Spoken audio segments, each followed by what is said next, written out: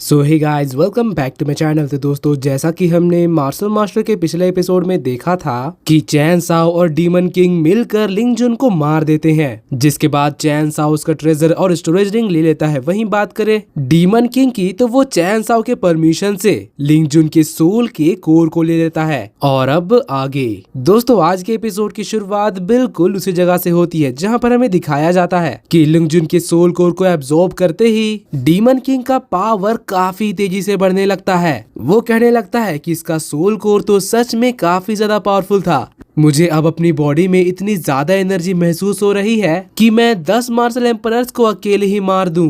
मेरी dark energy और इस एनर्जी को मिलाकर तो अब ऐसा लग रहा है कि मैं हरिकेन सॉर्ड किंग से भी 10 गुना ज्यादा स्ट्रॉन्ग बन चुका हूँ। और फिर इसके बाद वो चैन साओ के पास जाकर कहने लगता है कि अब तो मुझे तुम्हारे अलावा यहाँ पर कोई नहीं रोक सकता, और साथ ही इस खुशी से जोर जोर से हंसने लगता है। वहीं बात करें चैन साओ की, तो वो अपने फ्लैग फॉर्मेशन को वापस लेने के बाद डीमन सप्रेसिंग क्लाउडॉन को वापस निकाल देता है और रेड डीमन से कहता है कि चलो अब तुम्हारे वापस अंदर जाने का समय हो चुका है। रेड डीमन क्लाउडॉन के अंदर वापस चला जाता है और चैन साओ उसको अपने स्टोरेज रिंग में रख लेता है। जिसके बाद फिर चैन साओ यहाँ से टेलीपोर्ट होकर उसी गुफा के अंदर कल्टीवेशन करने के लिए जाता है, जो कि उसने खुद ही चट्टानों को हटाकर बनाया था। फिर सीन चेंज होता है और हमें दिखाया जाता है कि मार्शल डोमेन में आए हुए बाकी डिसाइपल्स जो कि मास्टर सीतू के साथ गए थे, वो अब इस जगह के मैजिकल बीस्ट की हंटिंग कर रहे थे। मास्टर सीतू के साथ यहाँ पर एक और मास्टर भी थे, जो कि मास्टर सीतू का सपोर्ट करने के साथ साथ खुद का भी फायदा देख रहे थे। वो अपने डिसाइपल्स को आगे भेजते हैं, जहाँ पहुंचकर वो लोग मैजिकल बीस्ट को पकड़ने के लिए एक जाल का फॉर्मेशन बनाते हैं और उनके प्लान के हिसाब से मैजिकल बीस्ट जाकर सीधे उनके जाल में फंस जाते हैं। लावा बीस्ट यहाँ पर उन डिसाइपल्स के ऊपर अटैक करने का सोच रहा था, तो ये चीज देखकर मास्टर सीतू उनकी मदद करने के लिए आगे बढ़ने लगते हैं कि तभी पीछे से वो मास्टर ज्यादा फायदा उठाने के चक्कर में उन बीस्ट को अकेले ही मारने के लिए आगे बढ़ जाते हैं। मगर यहाँ पर अपनी पूरी कोशिश करने के बावजूद भी वो इन 3 बीस्ट में से सिर्फ एक ही मैजिकल बीस्ट को मार पाते हैं, और जो 2 जिंदा मैजिकल बीस्ट बच जाते हैं उनको अब काफी ज्यादा गुस्सा आ गया था। वो उसके ऊपर अटैक करने के लिए जैसे ही आगे बढ़ते हैं कि तभी मास्टर सीतू आगे बढ़कर उनको अपने मैजिकल बैरियर से रोक देते हैं। सॉर्ड मास्टर भी ये चीज देखकर समझ गए थे कि अगर मास्टर सीतू यहाँ पर नहीं होते तो उनका खेल अभी खत्म हो जाता। फिर मास्टर सीतू आगे बढ़कर उन दोनों मैजिकल बीस्ट को अपने हाथ की एक ही झटके से खत्म कर देते हैं, जिसको देखकर सॉर्ड मास्टर पूरी तरह से हैरान रह गया था। फिर मास्टर सीतू उनके कोर को अपने स्टोरेज रिंग में रख लेते हैं। वहीं बात करें सॉर्ड मास्टर की, तो वो भी लावा बीस्ट के कोर को अपने पास रख लेता है। और फिर जैसे ही वो मास्टर सीतू के पास कुछ कहने के लिए जा ही रहा था कि तभी उसे पीछे से आवाज आती है। ये आवाज एक डिसाइपल की थी, जो कि रोते हुए उनके पास भागा भागा आ रहा था।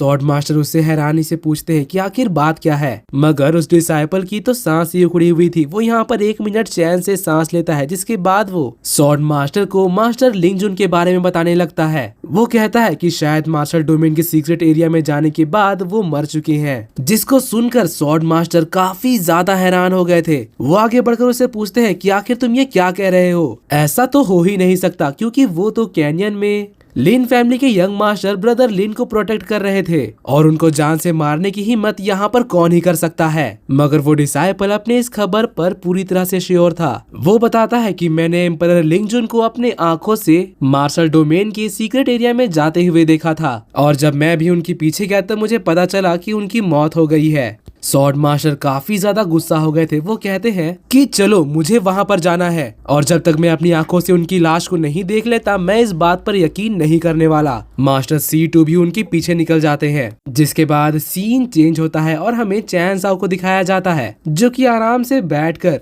मास्टर लिंग जुन का स्टोरेज रिंग को चेक कर रहा था। और ये देखकर वो काफी ज्यादा खुश हो गया था कि जैसा उसने एक्सपेक्ट किया था, लिन फैमिली के मास्टर के पास काफी अच्छी अच्छी चीजें हैं। उनका बैकग्राउंड तो सच में काफी ज्यादा रिच था, क्योंकि स्टोरेज रिंग में चैन साओ को खूब सारे पैसे भी मिलते हैं। अब इसके बाद फिर चैन साओ उसके स्टोरेज रिंग को अपने रिंग के अंदर रख लेता है और फिर उठकर कहने लगता है कि अब समय आ गया है अपनी पिछली जिंदगी के कल्टीवेशन लेवल तक पहुंचने की, मगर उसके लिए मुझे मार्शल डोमेन के सीक्रेट रेल्म में कोई अच्छी जगह ढूंढनी पड़ेगी। और इतना कहने के बाद वो अपना मास्क लगाकर यहाँ से आगे बढ़ जाता है। फिर कुछ दूर जाने के बाद चैन साओ को रास्ता समझ में नहीं आ रहा था। वो चारों तरफ देखता है और रियलाइज करता है कि वो तो यहाँ खो गया है। है, मगर तभी उसे याद आता है कि उसके पास तो जेड क्रिस्टल है, जिसके होते हुए गुम होना तो शर्म की बात है। वो तुरंत जेड क्रिस्टल को निकाल कर इस जगह के पूरे मैप को देखने लगता है। इस जगह की ऑरा कितनी पावरफुल है और किस जगह कितने मैजिकल बीस्ट है, सब कुछ चैन साओ को साफ साफ पता चल रहा था।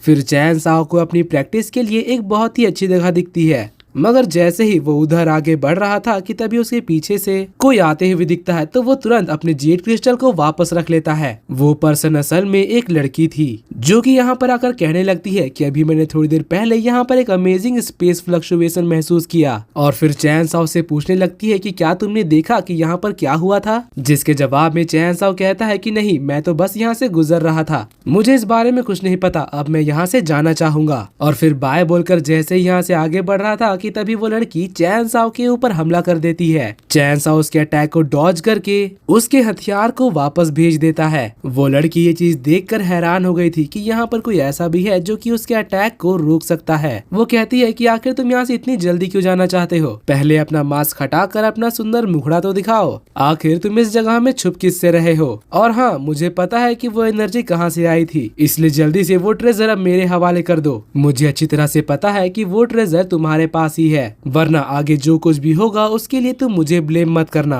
क्योंकि मैं तुम्हें बता दूं कि मैं पियाओ मियाओ पैलेस से बिलोंग करती हूँ। पियाओ मियाओ पैलेस का नाम सुनकर चैन साओ कहने लगता है कि शायद तुम्हें शांग वन सियर के बारे में पता होगा, जो कि पियाओ मियाओ पैलेस की प्रिंसेस है और साथ ही मेरी लवर। तो अगर तुमने मुझे यहाँ पर कुछ भी किया तो फिर शांग वन सियर तुम्हें नहीं छोड़ेगी। अभी यहाँ पर जो कुछ भी हुआ उसके बारे में अगर मैंने शांग वन सियर को बता दिया तो तुम्हें किस तरह की पनिशमेंट मिलेगी, पहले तुम उस बारे में सोचो। जिस पर वो कहने लगती है कि आखिर तुम्हारी हिम्मत कैसे हुई हमारे एम्परर की इस तरह से बेइज्जती करने की, आखिर तुम खुद को उनके बराबरी कैसे कर सकते हो। और इतना कहते ही वो चैन साओ के ऊपर हमला करने बढ़ती है। और दोस्तों, इसी के साथ आज का ये एपिसोड यहीं पर खत्म होता है। अगर आपको मेरी एक्सप्लेनेशन और ये एपिसोड पसंद आई तो प्लीज वीडियो को लाइक कर देना और जाने से पहले चैनल को सब्सक्राइब करके बेल नोटिफिकेशन भी ऑन कर लेना, ताकि जैसे ही इसका नेक्स्ट एपिसोड आए तो आपको सबसे पहले पता चल जाए। तो मिलते हैं आपसे अगली वीडियो में, तब तक के लिए bye bye, be happy, be safe and thanks for watching.